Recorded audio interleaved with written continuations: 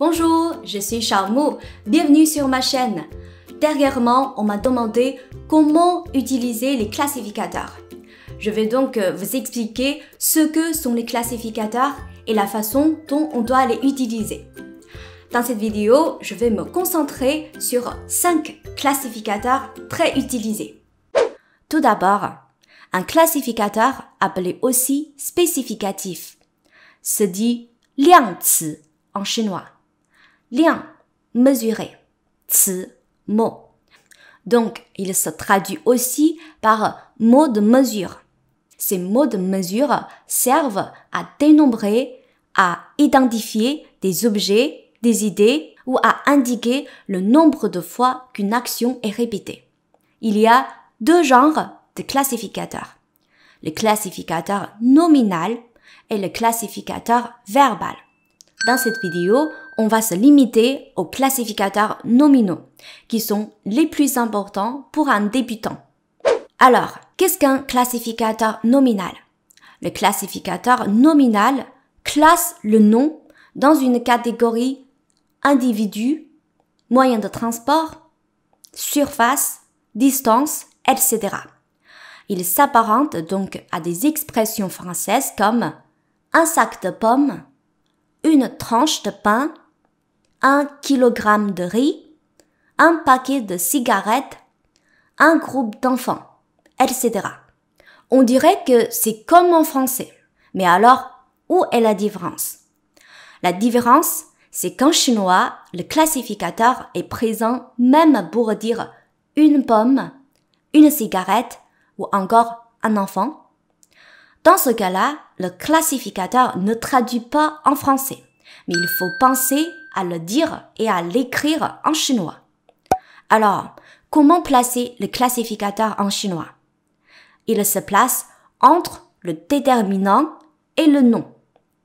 Le déterminant peut être un déterminant numéral, déterminant démonstratif, déterminant interrogatif, déterminant indéfini.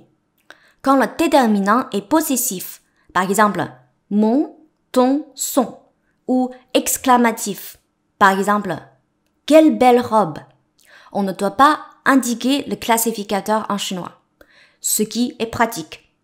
En chinois, il existe une centaine de classificateurs.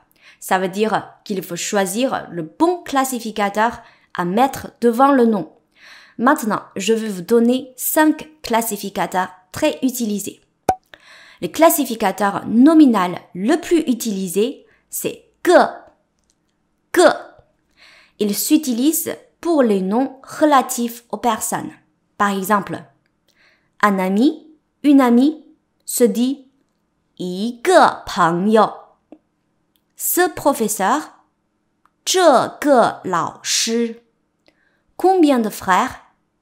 几个哥哥. Il s'utilise aussi pour la plupart des fruits et les légumes. Par exemple, un fruit, 一个水果. Cette pomme, 这个苹果. Combien de pêches? 几个桃子, etc. Que s'utilise encore pour beaucoup d'objets de la vie quotidienne. Par exemple, un portable, 一个手机. Cet appareil de photo, 这个相机. Combien de verres? 几个杯子. Ce classificateur n'est pas traduisible directement en français. Le deuxième, c'est 只, 只, qui s'utilise pour la plupart des noms d'animaux. Un chat, 一只猫. 2 chiens, 2只狗. Ce lapin, 这只兔子. Combien de tigres? 几只老虎, etc.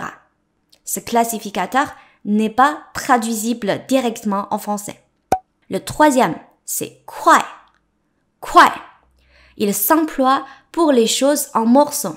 Par exemple, un morceau de gâteau, 一块蛋糕. Ce morceau de viande, 这块肉. Combien de briques? 几块砖. etc. Comme vous pouvez le voir, ce classificateur est parfois traduit en français. Le quatrième, c'est 片, 片, qui s'emploie pour les choses plates en tranches. Par exemple, une tranche de pain, 一片面包, un lac, 一片湖, cette feuille, 这片叶子, combien de biscuits, 几片饼干, etc. Ici aussi, le classificateur est parfois traduit en français. Le cinquième, c'est 本, 本. Il s'utilise pour la classe des objets qui ont des pages. Par exemple, un livre, 一本书, ce magazine, 这本杂志, combien d'albums photos, 几本相册, etc. Ce classificateur n'est pas traduisible directement en français. Donc, les classificateurs, au début, ce n'est pas facile. La plupart ne sont pas traduisibles car leur concept n'existe tout simplement pas en français. Ne vous découragez pas cependant. Dans le doute, vous pouvez utiliser que et les Chinois comprendront quand même. Mon conseil, c'est d'apprendre le classificateur le plus commun quand vous apprenez un nom. Par exemple, si vous voulez apprendre le mot rivière, ne vous limitez pas juste au caractère pour dire he. Apprenez directement avec le classificateur 条. Une rivière, 一条河. Si j'ai dit le classificateur le plus commun, c'est parce que certains noms peuvent être utilisés avec 2 ou 3 classificateurs, comme chien, 一只狗, ou 一条狗. Ça, ce n'est pas quelque chose de négatif. Ça vous laisse plus de choix pour apprendre. Voilà, c'est tout pour cette vidéo. J'espère que vous l'avez trouvé utile. Si c'est le cas, merci de me mettre un petit like et de vous abonner. Merci, à la prochaine semaine. 谢谢，我们下周见，拜拜。